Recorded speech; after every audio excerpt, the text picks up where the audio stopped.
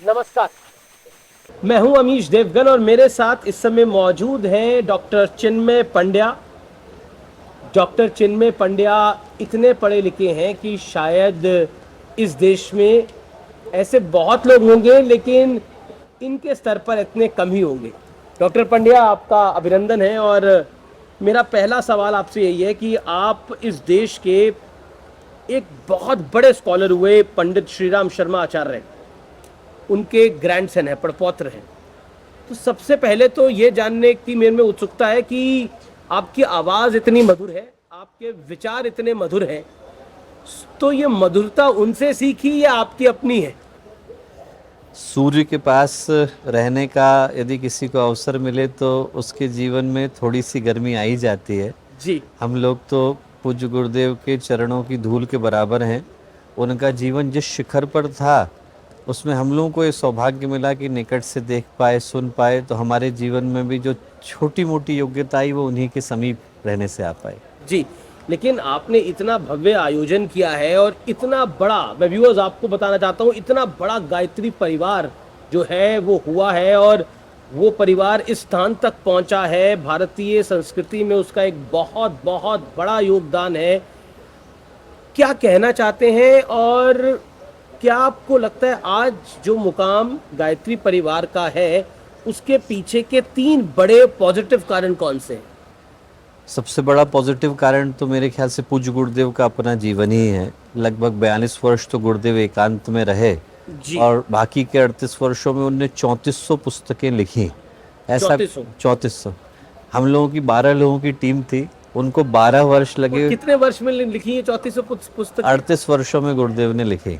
लोग अपने जीवन में 3400 पुस्तकें पढ़ नहीं पाते, उन्होंने लिख ली।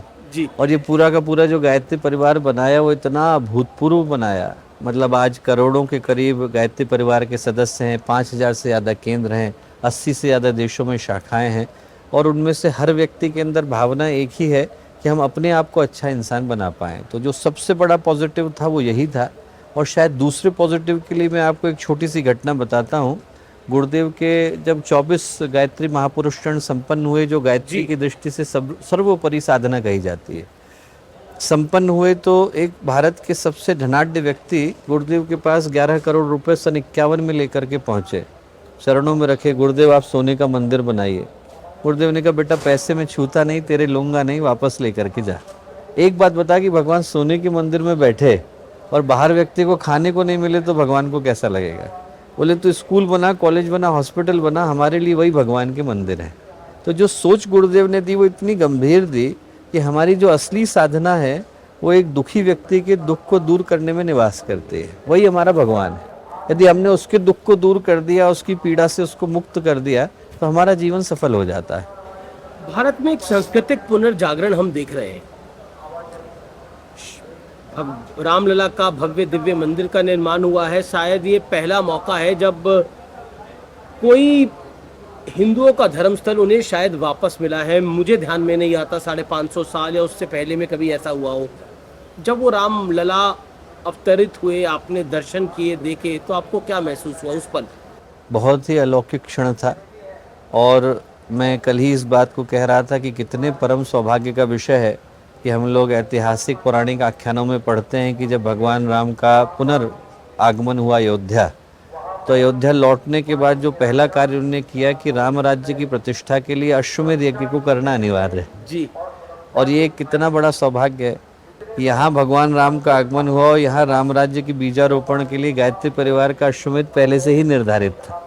और इस चीज को आपको जानकर बड़ा आश्चर्य होगा कि ये पहले से ही निर्धारित था। 22 जनवरी की तारीख आने से भी पहले हम लोगों की जो मूल विधान था, विधि का विधान मूल जो 1008 जी अश्वमेध यज्ञ वो है जो कि 1008 कुंड यहाँ पर बने हुए हैं और एक यहाँ पर बड़े बड़े मंत्री, भारतीय जनता पार्टी के राष्ट्रीय अध्यक्ष आए, मुख्यमंत्री आए, तो मतलब ये पहले से निर्धारित था। जी। ये वाकई बहुत ज़रूरी बात है हमारे दर्शकों के लिए भी आपके माध्यम से। तो ये आपने कब प्लान किया था? ये तो लगभग 4 वर्ष पहले की प्लानिंग थी और जो इसकी मूल तिथियां थी वो एक्चुअल में 23 जनवरी से शुरू होने वाली थी। ये उससे भी बड़ा देवी संयोग है कि 22 जनवरी को भगवान का आगमन हुआ, 23 जनवरी से हम लोगों के अश्वमेध को प्रारंभ होना था। जी पर चूंकि भारत के सभी प्रतिष्ठित लोगों को वहाँ पर उपस्थित होना था, तो उसके तुरंत अगले दिन सब लोगों का यहाँ पर उपस्थित हो पाना संभव न हो पाता, और प्रशासनिक चुनौती भी सरकार के लिए रहती। तो उसको ध्यान में रखते हुए हमने इसको 1 माह आगे बढ़ाया। और 1 माह आगे बढ़ाने में भी जो देवी संयोग हुआ वो ये हुआ कि कहते हैं कि जब भगवान का पुनरागमन हुआ तो देवताओं ने 1 मास के लिए दीपक जलाए थे। तो हम लोगों का जो दीप महायज्ञ है वो भगवान के आने के ठीक 1 माह के बाद ही हो रहा है। जी जी। अब तो रेगिस्तान में भी मंदिर का निर्माण हो गया, अबू धाबी में भी मंदिर का निर्माण हो गया। ये जो भारत का पुनः सांस्कृतिक जागरण है, इसको आप कैसे देखते हैं आपके शब्दों के अंदर, डॉक्टर पंड्या? भारत की संस्कृति तो कभी सोई ही नहीं थी। अभी लेकिन खोई तो जरूर थी। जी सोई जी नहीं थी, खो तो गई थी। जी जी। इससे बढ़कर के बात क्या हो सकती है अमीश जी, कि आप सोच करके देखिए कि 3 दिन के लिए किसी को जेल में डाल दीजिए आप, उसके लिए अपने जीवन के अभिमान को, स्वाभिमान को लौटा पाना, अपने ऊपर विश्वास को लौटा पाना, आत्मविश्वास को लौटा पाना असंभव जैसा हो जाता है। यहाँ हम लोग 1500 वर्ष की पराधीनता से गुजरे हैं, पर घर घर के अंदर जो खुशबू है, जो संगीत है, जो सौंदर्य है, जो स्वाभिमान है, जो उसके अंदर भावना है देश के प्रति, देश की संस्कृति के प्रति, देश के गौरव के प्रति और देश के भविष्य के प्रति जो आशाएं हैं, वो आपको 2000 वर्ष के बाद भी वैसी ही अक्षुण्ण नजर आती हैं। It is absolutely intact. जैसा पहले था वैसा आज है, जबकि इस बीच में हूणों के आक्रमण हुए, शकों के हुए, मुगल के हुए, मंगोल के हुए, अंग्रेजों के हुए, हमारे अपनों के भी हुए। अपनों के हुए। लेकिन सोने और खोने की बात में मैं वापस लौट के आता हूँ। तो आपको लगा कि कहीं ना कहीं जो महसूस होता है हमें कि हम अपनी संस्कृति को भूल चुके थे या फिर उसको भूलने का प्रयास कर रहे थे, लेकिन कहीं ना कहीं वो भारतीय संस्कृति वापस लौट के आई है और उसका पुनर्जागरण हुआ है। क्या आपको लगता है कि इस कार्य में सरकारों का, पॉलिटिकल एक्टिविटीज़ का तो अपना हाथ रहता ही है, लेकिन जब तक लोगों का ध्येय नहीं होगा ये कुछ पॉसिबल नहीं है ये सब कुछ? ये कार्य सही पूछें तो है भी समाज का ही। सरकार जो है वो नियम बनाने का काम कर सकती है, व्यवस्था को सुनिश्चित कर सकती है जी। पर अंतःकरण को पवित्र करना तो हमारी ही जिम्मेवारी है। आप नियम बना करके संस्कृति का मंत्रालय खोल सकते हैं पर संस्कार उत्पन्न नहीं कर सकते। संस्कार तो व्यक्ति अपने अंतःकरण से ही करता है। और जो आपने प्रश्न पूछा वो इतना जरूरी है कि सही पूछें तो जो अश्वमेध यज्ञ का मूल उद्देश्य है वो उसी भारतीय स्वाभिमान के भाव को पुनः जगाना है। जब वंदनीय माता जी ने श्रृंखला को प्रारंभ किया तो 1991 में इसका जो मूल नाम दिया वो दिया देव संस्कृति दिग्विजय अभियान। उसके पीछे भावी ये था कि जो भारत की संस्कृति थी, देव संस्कृति, सा प्रथमा संस्कृति विश्ववारा, उसका पुनर्जागरण हो, पुनर्बोधन हो, उसका नवोन्मेष हो, उसके प्रति व्यक्ति के अंदर वही भावना आ सके जो कभी पहले हुआ करती थी। तो उसको जगाने के लिए जी, एक ये अभूतपूर्व आपने बात बताई कि राम मंदिर का जब निर्माण हुआ उसके बाद अश्वमेध यज्ञ पहले से निर्धारित था, तो हम कह सकते हैं कि आपकी सांस्कृतिक चेतना पर तो कोई सवाल नहीं है, लेकिन क्या ये भी कह सकते हैं कि आपको आभास था कि रामलला आएंगे? भगवान को आभास था, ईश्वर को आभास, ईश्वर को आभास था। ये आप जब ये घटनाक्रम हुआ आप खुद अचंभित हुए कि नहीं हुए? हम लोग सभी अचंभित हुए और सुखद अचंभित हुए। ये मन में एक बड़ा ही सौभाग्य लगा कि देखिए हम लोगों की तिथि तो वर्षों पहले से ही सुनिश्चित थी कि हमें इस तारीख को इस यज्ञ को करना है, और जैसे ही वो तिथि सुनिश्चित हुई तो लगा जैसे भगवान ने इस तिथि का चयन किया। जी, एक सवाल मैं आपसे पूछना चाहता हूँ, ये करोड़ों दर्शकों के लिए है जो इस समय हमें सोशल मीडिया के माध्यम से देखेंगे, वैसे टेलीविज़न के माध्यम से देखेंगे, लोग नेगेटिव बड़े रहते हैं, तो पॉजिटिव रहने के लिए उनको क्या करना चाहिए? क्योंकि मैं आपकी टॉक सुन रहा था, अभी आप अंदर बोल रहे थे और आप इतना मधुर बोल रहे थे और इतनी पॉजिटिविटी के साथ बात कर रहे थे कि आप बहुत कटु बात भी बहुत सरल शब्दों में कह रहे थे। तो ये जो लोग नेगेटिव रहते हैं, जिन्हें लगता है कि हम बीमार हो गए हैं, अब हम कैसे ठीक होंगे, हमारा नुकसान हो रहा है, अब हम कैसे आगे बढ़ेंगे, उनके लिए आप क्या कहना चाहेंगे? जीवन में व्यक्ति क्या है कि बंद दरवाजे की ओर देखने में इतना मशगूल हो जाता है कि खुले को भूल जाता है। यदि व्यक्ति को कभी ऐसा लगे कि हम जीवन में संकट की परिस्थितियों से गुजर रहे हैं, तो पहले तो याद रखें कि हमसे ज़्यादा संकट और कठिनाई से तो महापुरुष गुजरे थे। भगवान राम के जीवन को यदि हम देखें, हम उनकी चर्चा कर रहे हैं, चक्रवर्ती सम्राट बनने के लिए जा रहे थे। जी। इधर जो है गान शुरू हो गया है, ऋषि मुनि आ गए हैं, सबको आमंत्रण दे दिया गया है, भारत के 100 से ज़्यादा राजा उनके राज्याभिषेक के लिए उपस्थित हैं। और जितने गर्व गौरव के साथ भगवान सीढ़ियाँ चढ़े, उतने ही गर्व गौरव के साथ जैसे ही वनवास जाने की आज्ञा हुई, उसी मुस्कुराहट के साथ गए। हमारे हाथ में कोई समोसा रख दे और ले ले तो व्यक्ति का मन किलस जाता है।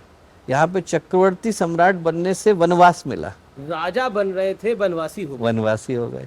आप सोच के देखिए कि क्या उनके लिए कष्ट की घड़ी नहीं रही होगी। भगवान कृष्ण जो थे, उनके दूध के दांत नहीं गए। पूतना, अघासुर, बकासुर, इतने सारे असुरों से तो भगवान को लड़ना पड़ा। वो कह सकते थे कि भाई थोड़ा चैन तो लेने दो, अभी तो मैं पैदा ही हुआ हूँ, पर नहीं, भगवान को कष्ट से गुजरना पड़ा। ध्रुव को नहीं गुजरना पड़ा, प्रहलाद को क्या आग में नहीं उतरना पड़ा, सुधनवा को क्या खौलते तेल में नहीं उतरना पड़ा, ये कबीर को क्या पानी के अंदर डुबाया नहीं गया, गुरु गोविंद सिंह जी के बच्चों को क्या जिंदा चिनवाया नहीं गया।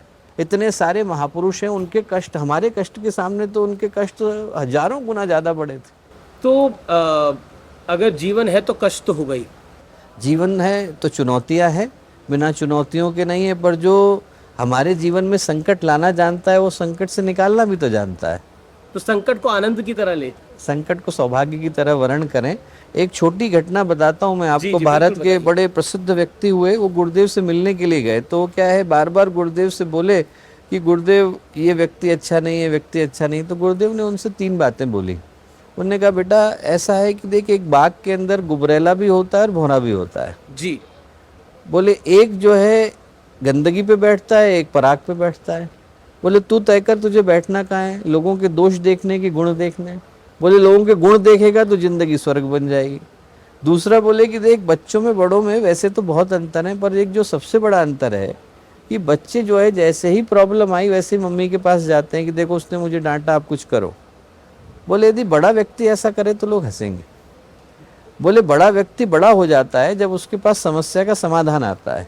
तो यदि हमारी ज़िंदगी में समस्याएं हैं, वो तो हमें पता ही है, हमें समाधान की दृष्टि से सोचने की आवश्यकता है। एक सवाल, यूथ जनरेशन डिसिप्लिन कैसे लाए अपने अंदर? मैं आपसे ये सवाल इसलिए पूछ रहा हूँ क्योंकि आजकल फिर बहुत समय से हम देख रहे हैं कि डिसिप्लिन नहीं होता यूथ के अंदर। तो उसको आप क्या मैसेज देना चाहते हैं? और आपने अपनी यूनिवर्सिटी के अंदर एक डिसिप्लिन बनाया है, जो सबसे बड़ी चीज़ है, मुझे लगता है जिस चीज़ और को आपने अपने जीवन में खुद डिसिप्लिन बहुत बनाया है। हम लोगों को तो कहाँ आप लंदन में थे और कहाँ आप यहाँ आ गए? जो मुझे लगता है सबसे ज़्यादा जिस चीज़ की आवश्यकता है, जिसके कारण डिसिप्लिन जन्म लेता है, वो ये है कि हमें उन लोगों को देखने की आवश्यकता है जो हमारे ही सामने हैं, हमारे ही आसपास रह रहे हैं, और जीवन की छोटी छोटी चीज़ें उनको प्राप्त करनी मुश्किल हो जाती हैं। हमारे यहाँ जैसे यूनिवर्सिटी में एक नियम है, आपने यूनिवर्सिटी का नाम लिया, कि हर बच्चा जो पढ़ता है उसको 1 माह की समाज सेवा करना अनिवार्य है। अच्छा, बिना- ये नियम है। नियम है, बिना करे डिग्री नहीं मिलते। अगर ये हर यूनिवर्सिटी में शुरू हो जाए तो विरोध शुरू हो जाएगा दूसरी तरफ से। ये ऐसे कैसे करवा सकते हैं आप?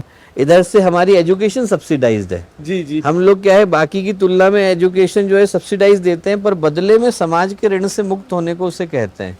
पर एक घटना बताता हूँ, बहुत अमीर परिवार से एक बच्चा आया। वो जब पहली बार गया तो बहुत बस्तर में एक जगह पर वो गया था अपनी परिवीक्षा करने के लिए, जो सोशल इंटर्नशिप है। जब लौटा तो उसकी आंख में आंसू थे। बोले भैया, मैंने पहली बार देखा कि जितना खाना मैं फेंक देता हूँ उसमें तो एक परिवार पल जाता है। उसका जो जीवन का जीने का तरीका था वो पूरी तरह बदल गया।